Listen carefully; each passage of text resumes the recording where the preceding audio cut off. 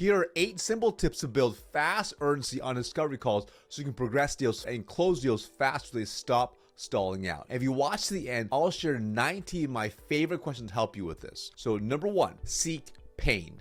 Humans are driven by pain or pleasure. And guess which one drives the most amount of action? Yep, you got it. Pain. So focus on uncovering pain as fast as possible. Number 2, go 10 levels deep. There are levels to pain. As they share their pain, go deeper. The magic are in the follow-up questions. For instance, can you give me a specific example of how X, the problem, affected your team? Can you elaborate on that? Tell me more and on. Like you're peeling layers of an onion, use questions like a sharp knife to peel as deep as you can. Number 3, quantify the pain. As you're uncovering the pain, you want to tie metrics to it. Metrics help provide the logical sell in the process. For instance, because of X, what metric is most affected by this? How so? Etc. When it's their numbers, it makes it real. Number 4, uncover the emotional triggers. We often forget that in B2B, we are still selling to humans at the end of the day. Include questions uncovering emotional impact. For instance, wow, that sounds frustrating. How has X made you feel? What else? You get my point. And I guarantee you, they will remember emotions far better than metrics alone. Number 5, uncover the cost of inaction. Most prospects haven't thought about their problem long enough to think about the future impact. It's up to you to help them see the COI. So for instance, what would happen if a year goes by and you're still running into problem X? How'd that make you feel? You get my point. Help them see the true impact of zero action. Number 6, expand to other stakeholders. Most prospects only see from their perspective. Help them realize the real impact. For instance, asking questions like, who else is affected by X?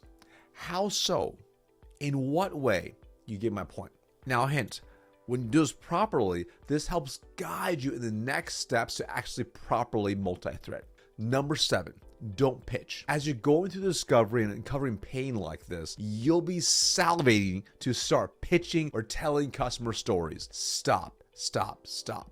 This is all about your prospect. The focus is 100% on them and their problem. The better they feel that you understand their problem in this step, the greater urgency they'll feel. Plus, now your demo can feel super custom as you can show how you can solve their problem. Number 8, stretch the pain with a sequence, meaning ask questions in a very specific order that helps you stretch out where they currently are and where they desire to be. It's what my friend Keenan calls selling the gap. He's also the amazing author of Gap Selling. And the order you do things can help you stretch that gap super wide, causing urgency. Or it can lead to stalls if not done well. For instance, early on in my career, I was real willy-nilly with my questions unprepared. I ran my discovery calls as shooting from the hip, asking super surface level questions. I'd find some pain sometimes, and other times no pain. And this 100% impacted how I closed. Once I realized I need to create the gap as fast as possible through a sequence of questions, increased my deal velocity drastically. Now, I know what you're thinking. Marcus, what's a good example? Don't worry, the channel, as they called me in high school, has got you covered today. Here's an example sequence. Mrs. Prospect, how long have you been dealing with X? Remember, X is the problem. What have you done so far to try to fix the X? Why do you think it hasn't worked? What metric is most impacted because of the X? What is the metric eternally at? Where do you want it to be? Why that number specifically? How has this impacted you by not hitting that goal metric? How has it impacted your team? How has it impacted your boss? How has it impacted your company? Who else is this impacting? How is it impacting them? What would happen if you hit goal metric? How that positively impacts you? How about your boss? How about your company? What would happen if a year goes by and you're still dealing with the problem and you completely missed goal metric?